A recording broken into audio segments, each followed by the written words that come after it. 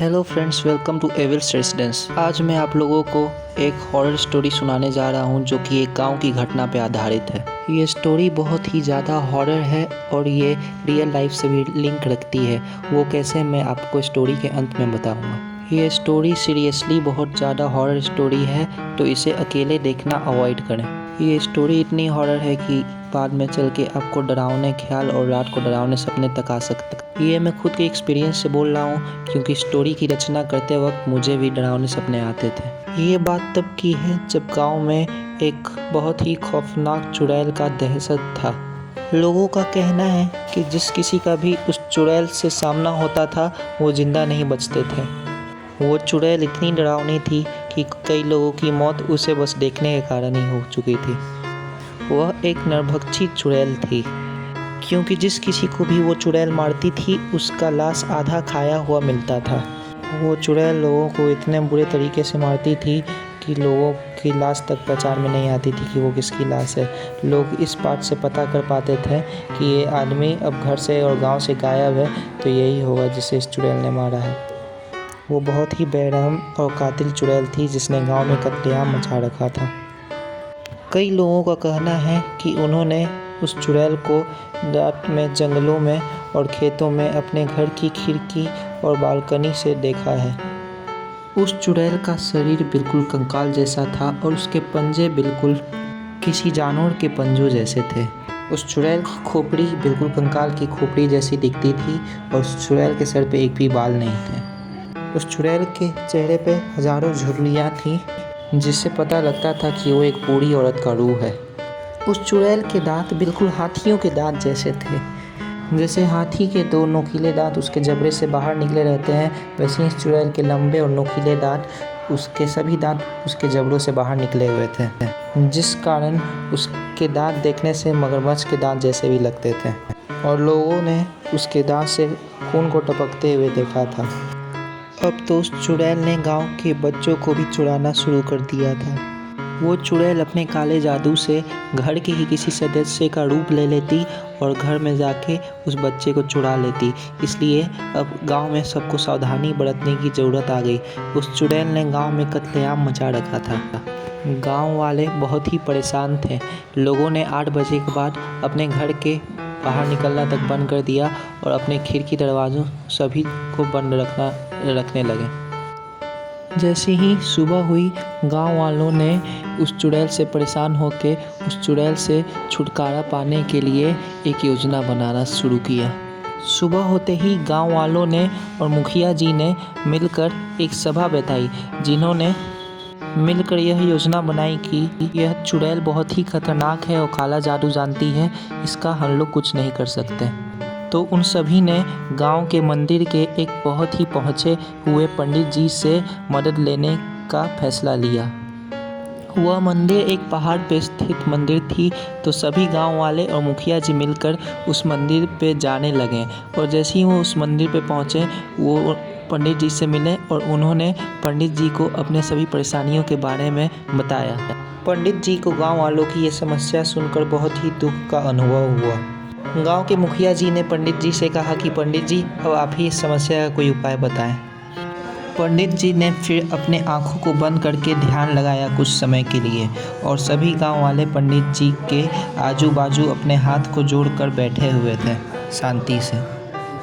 पंडित जी कुछ देर बाद घबराए हुए अपना आंख खोलते हैं। फिर गांव वालों ने पूछा, पंडित जी क्या हुआ, आपने क्या देखा? पंडित जी ने गांव वालों को बताया कि वो चुड़ैल एक बहुत ही मनहूस और काला जादू करने वाली शैतान चुड़ैल है। पंडित जी ने ये भी बताया कि ये इतनी खतरनाक और शक्तिशाली चुड़ैल है कि ये हम लोगों के लिए एक बड़ी मुसीबत बन सकती है।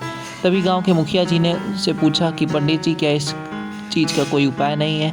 तो पंडित जी ने कहा, हाँ उपाय है, ध्यान से सुनो सब मेरी बात। पंडित जी ने कहा, कल सुबह होते ही हम सभी को सबसे पहले एक हवन करना होगा। तुम लोग सुबह होते ही हवन की तैयारी में लग जाना। गांव वालों ने पंडित जी के बात पर हामी भरी।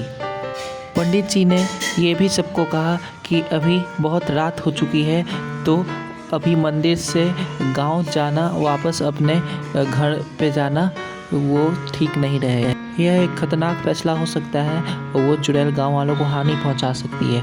तो पंडित जी ने सभी गांव वालों को ये रात मंदिर में ही गुजारने के लिए कहा। गांव वालों ने पंडित जी की बात मानते हुए अपने घरों में फ़ोन लगाया और अपने अन्य घर के सदस्यों को सावधान रहने को कहा और कहा कि कोई भी घर से बाहर ना निकलें, और उन्हें सब बातें बताई और कहा कि अब वो कल सुबह एक हवन कराएंगे उस चुड़ैल की समस्या के समाधान के लिए। गांव में सभी सावधान हो गए। गांव में जो भी अन्य परिवार के सदस्य थे उन्होंने अपने खिड़की दरवाज़ों को लगा के घर में बंद हो गए और उन्होंने फिर खिड़की दरवाज़ा नहीं खोला और सब एक साथ गांव के अपने घरों में बंद हो गए।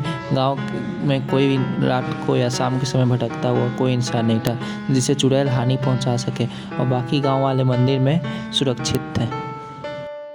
आधी रात हो चुकी थी, तभी ये गांव वाले का फ़ोन बजता है और उसने अपना फ़ोन उठाया तो उसे उसके परिवार वालों से पता चला कि गांव में उस चुड़ैल की बहुत ज़ोर ज़ोर से रोने की आवाज़ चीखें सुनाई दे रही है। तो गांव वालों ने ये बात पंडित जी को बताई।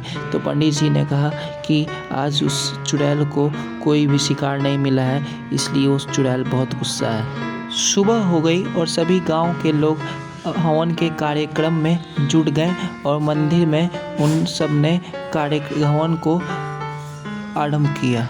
पंडित जी ने बहुत अच्छे तरीके से हवन को संपन्न करते हुए गांव वालों से कहा कि अब रात को ये हवन का जो भी एक मसाल है वो मैं लूँगा और इस मसाल से मैं उस चुड़ैल में अगर आग लगा देता हूँ तो वो वहाँ जल के मर जाएगी। गांव वालों ने खुशियों की लहर उठ पड़ी, लेकिन गांव वालों ने पूछा कि पंडित जी ये काम खतरनाक तो नहीं? पंडित जी ने कहा हाँ बहुत खतरनाक है, इसलिए हमें सब एकजुट होकर हमें मिलकर ये काम करना होगा।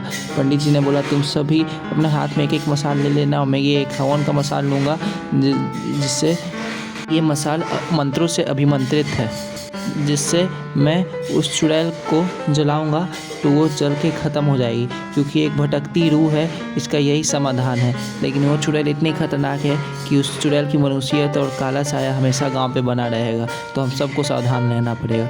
गांव वालों ने पंडित जी की बात पे हामी भरी, लेकिन पंडित जी बहुत ही दुविधा में नज़र आ रहे थे, जैसे कि वो चुड़ैल बहुत ही बड़ी दुविधा हो जिससे छुटकारा पाना कोई आसान काम नहीं।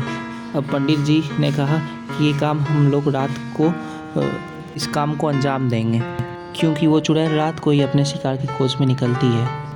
रात होते ही गांव वालों ने अपने घर के सभी औरतों और बच्चों को घर में सुरक्षित रहने के लिए बोल दिया और गांव के सभी मर्द पंडित जी के साथ जंगलों में फैल गए और पंडित जी के साथ एकजुट होकर जंगलों में सभी चले गए उस चुड़ैल का शिकार करने को। जंगल में जाने के बाद उस चुड़ैल को पता चल गया कि ये सब मिलकर मुझे मारना चाहते हैं। उस चुड़ैल की ज़ोर ज़ोर से चीखों की आवाज़ आने लगी, जिसे सुनकर गांव वालों के रोंगटे खड़े हो गए। पंडित जी ने बोला कि किसी को डरना नहीं है, तुम लोग जितना डरोगे वो चुड़ैल इतनी शक्तिशाली होगी और हम लोग का योजना भी असफल हो जाएगा और उसके बाद ये चुड़ैल किसी को नहीं छोड़ेगी। तो गाँव वालों ने हिम्मत बनाकर आगे बढ़ना स्टार्ट किया। गाँव वालों के बीच से बहुत तेज़ी से गुजरते हुए कोई चीज़ गुजरी और एक गाँव वाले इंसान को बुरी तरह जख्मी कर दिया। उसके चेहरे पे नाखून से खरोंचने के निशान थे। वो समझ गए कि चुड़ैल ने उन पर हमला करना शुरू कर दिया है। तभी मसाल लेकर गांव वालों ने जंगल को चारों तरफ से घेर लिया और गांव वाले इतने संख्या में थे कि सब एक साथ ही थे और फिर उस चुड़ैल का पता चला और उस चुड़ैल को घेर लिया गया।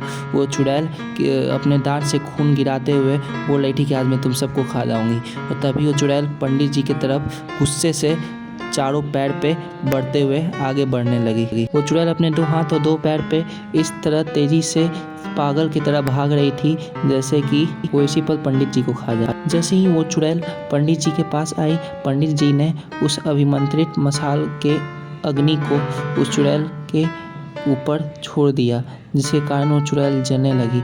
लेकिन उस जलते हुए चुड़ैल ने पंडित जी के हाथ पे अपने दांत गड़ा दिए, जिसके कारण पंडित जी के हाथ के आर पार उस चुड़ैल का दांत हो गया। उसका दांत इतना नुकीला, खतरनाक था और मजबूत था। गांव वालों ने पंडित जी को खींचा।